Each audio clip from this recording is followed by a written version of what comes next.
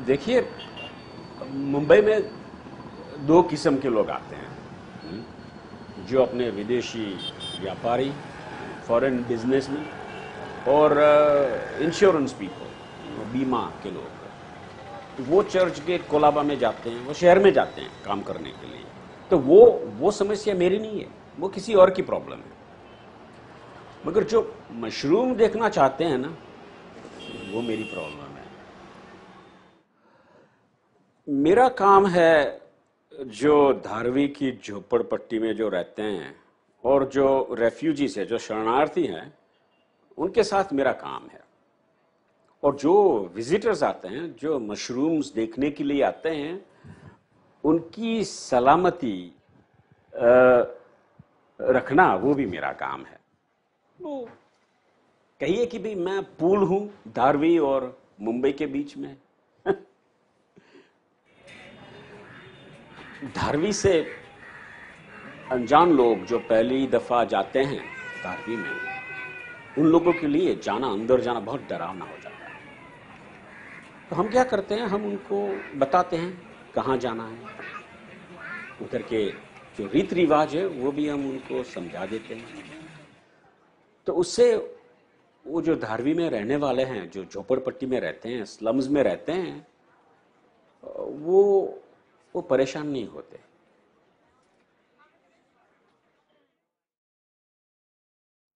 कुछ 10 साल पहले आतंकवादियों के लगातार हमलों और एक कमजोर और भयभीत गवर्नमेंट के कारण हिंदू और मुस्लिमों के बीच लड़ाइयां भड़क उठीं। सेंट्रल गवर्नमेंट कमजोर होने के कारण मुंबई जैसे बड़े शहरों ने अपनी सुरक्षा अपने हाथों में ले ली और हजारों जवानों की भर्ती कर सुरक्षा ब्रिगेड खड़ी कर दी। मुंबई ने ना हिंदू ना मुस्लिम की तरफदारी की, सिर्फ धंधा करना, यही धर्म रखा।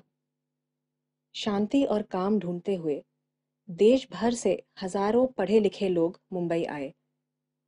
इनमें से ज्यादातर लोग धारावी में आ पहुंचे, जिससे धारावी की आबादी और बढ़ती गई। परिणाम ये हुआ, गरीबी, गंदगी और सामान्य चीजों की सख्त कमी।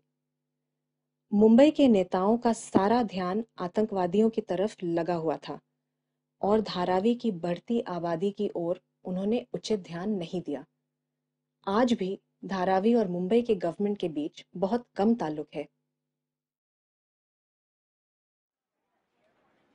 मुझे लगता है कि इन लोगों को ये लगा कि भारत ने उनके साथ धोखा किया। ये युद्ध में, वॉर में उन्हें दिलचस्पी थी नहीं।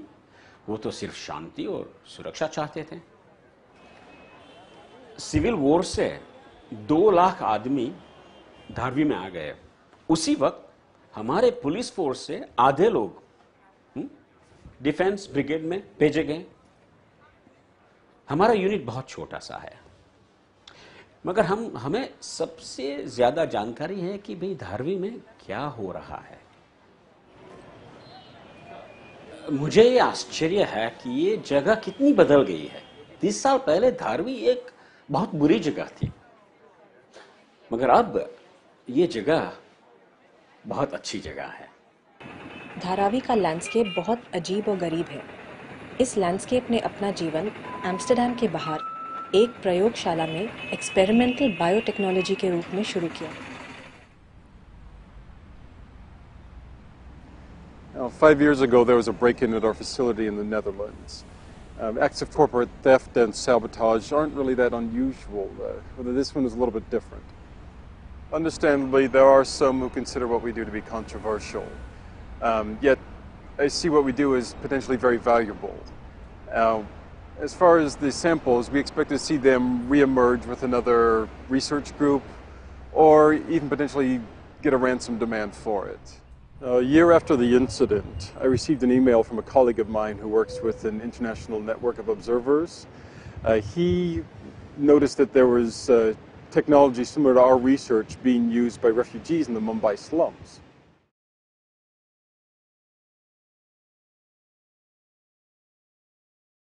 एम्स्टर्डम छोड़ने के बाद नकली माल यूरोप और मिडिल ईस्ट में प्राप्त होने लगा। वहां पर इस सामान को नारकोटिक्स में बदलना शुरू किया। ये भी जानने में आया कि मुंबई में भी इस सामान को नारकोटिक्स में बदलने की कोशिश की गई। इस काम से जो पैसे बने वो आतंकवादियों के लिए इस्तेमाल होने वाले थे, पर ये ऑपरेशन भी फेल हो गया। आखिर में जो अब हम देख रहे हैं वही धारावी में बचा है। कोशिश की गई मुंबई के अमीरों को ये नकली माल बेचने की, लेकिन ये कोशिशें कामयाब नहीं हुई क्योंकि ये लोग ना ही प्रोत्साहित थे, ना उनके पास इस मामले में कोई दक्षता थी। परंतु रेफ्यूजीज की संयुक्त दक्षता के कारण मशरूम्स का प्रयोग हो पाया।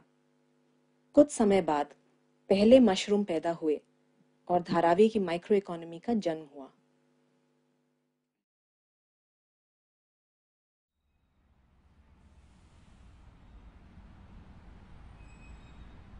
Originally, it was our board of directors' intention to pursue a case for copyright infringement.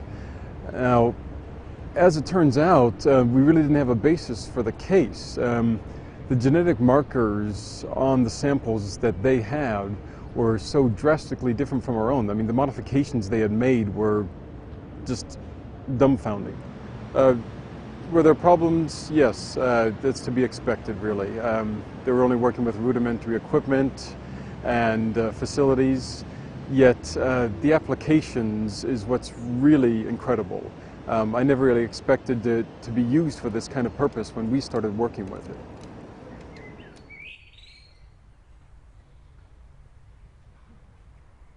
हमारे पास केवल एक इलेक्ट्रोलिसिस मशीन थी और वो भी 50% ही ठीक चलती थी।